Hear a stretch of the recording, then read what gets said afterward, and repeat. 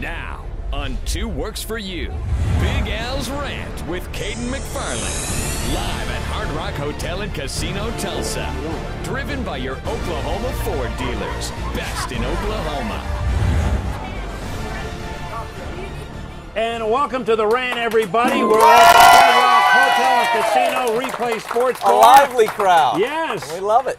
Cayden McFarland, Al Jerkins, my buddy, radio buddy Pat Jones, the former OSU head coach who's responsible for Barry Sanders and Thurman Thomas for being in the Hall of Fame of the National Football League. Finally, and we're also, going to have an intelligent opinion around here. Yes, and also, yeah, that's debatable. Yeah. And also an assistant coach in the NFL for 10 years. Coach, thanks for being with us. We appreciate it, good to see you guys. Good to see you all. Right, Yeah, good to see. Appreciate all you guys coming out here too. Yeah. All right. Now, obviously, why I have no idea, but Deflategate continues on. It's been going on for a week now. Now, we had Paul Smith test it for us, and I want to show you just how soft he says footballs could be in playing a game. This is amazing, Pat. Even you, being in the NFL for as long as you were surprised that you could get away with this sort of football. Well, this is obviously a very interesting issue, but as we know, Belichick and Brady always tell the truth, so So why even bother continuing on? 80% of America believes them, case closed. Sure. That's right. All right, Bill Belichick had a press conference today. Went for 15 minutes today trying to clear the air. Said he doesn't want to talk about it anymore, but did talk about it for 15 minutes today. And I got to tell you, I just cracked up. You'll see this in the soundbite we run here in just a minute. At one point, he says, "I am not a scientist," which you got Bill Belichick declaring himself not a scientist in any press conference I'm in. So but I love the fact Albert Einstein then. That's right. He's not Albert Einstein. He talked about all the experimentation they've done to try and figure out what exactly happened with the balls in the Indianapolis game where 11 of the 12 were underinflated. And he says they haven't done anything wrong. Let's go ahead and listen to what Bill Belichick had to say earlier today. At no time was there any intent whatsoever to try to compromise the integrity of the game or to gain an advantage. Quite the opposite. We feel like we followed the rules of the game to the letter in our preparations, in our procedures, all right, and in the way that we handled every game that we've competitively played in as it relates to this matter. I'm embarrassed to talk about the amount of time that I've put into this relative to the other important challenge in front of us. I'm not a scientist. I'm not an expert in footballs. I'm not an expert in football measurements. I'm just telling you what I know. All right, Coach, did you believe Belichick when he said he had no idea this was going on? You got to understand, I coached in the same division with these cats for 8 years. And you're on you his showed up video. on some of his video. I was the guy they were videoing when they were cheating the other time. That's right, the spy game. So, no, to answer your question, I don't believe a word either of them said. I love that with the Super Bowl coming up, a Super Bowl opponent to get ready for, he's basically doing science fair project stuff the week before. I love that. That's what he'd have us believe. He must be irritated, though, because for him to have another press conference to address this issue, and if he thinks that press conference is going to stop the press from asking it during the Super Bowl week and media day, he's got another thing coming, Coach. Somebody told Bob Kraft, the owner, to tell them to try to get out in front of this a little bit. You know how you a little bit of damage control, so he doesn't want to be doing it, won't do it anymore, probably. The NFLPA saying today they don't want players to be asked questions about this stuff. You know it's going to be out of control this week, especially media day is just going to be a bonanza. I really do hope that we've grown tired of it by that point. I mean, you're not going to kick him out of the Super Bowl, so let's just move on. Take a couple draft picks and let's move on. Unfortunately, that's exactly right. Hit him, pop him a couple of draft picks. What if downtown Julie Brown shows up? Well, she will, or her friends will show up, and they will ask a question. That's right. All right, now, Cayden and I went out, we met Paul Smith, the former TU quarterback, about this very issue, and of course he spent 2 years with the Jacksonville Jaguars. Yeah. He admitted that there were times where he would want his footballs scientifically enhanced. He wanted them. He wanted not underinflated necessarily, but as low as they could be legally. And he said he knew people who did underinflate them. All right. Now here's how Paul Smith handled the situation with us yesterday with this very football. I was shocked to learn of the news reports about the footballs. It's been the talk of the NFL all week long.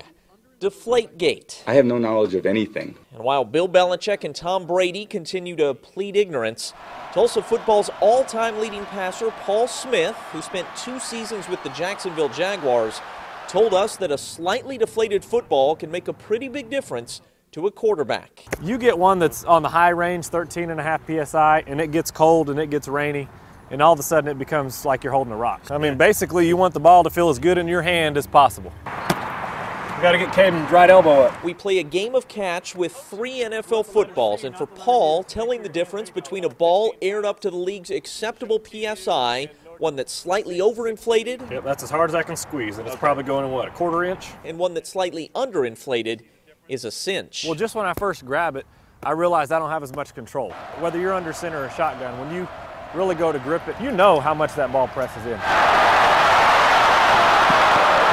Let me look in the camera like Tom and say I've never altered a football. No, my eligibility's over, and truly I haven't. At this point in life, I wouldn't mind saying I had. I told Big Al and Coach Pat Jones just the other day, I think on Wednesday, that I know guys that had a needle on the sidelines. Okay. And actually deflating one of those balls on the sideline isn't hard. This is the most inflated of the 3 balls I brought. Stick the needle in, take your hand off of there, 1/1002. Wow. It doesn't take very long to get that ball on the lower end of the PSI scale. So while Tom Brady continues to say this, I didn't alter the ball in any way. Smith says 0% chance that anybody tampered with the ball without Tom Brady asking them to or agreeing that it should be done. 0 chance. But, Steve Cragthorpe coached Drew Bledsoe the year before he came here. I was holding the ball with my release, and that was one of the things he told me. I was sailing the ball on just throwing verticals, trying to, read the free safety and squeeze it in.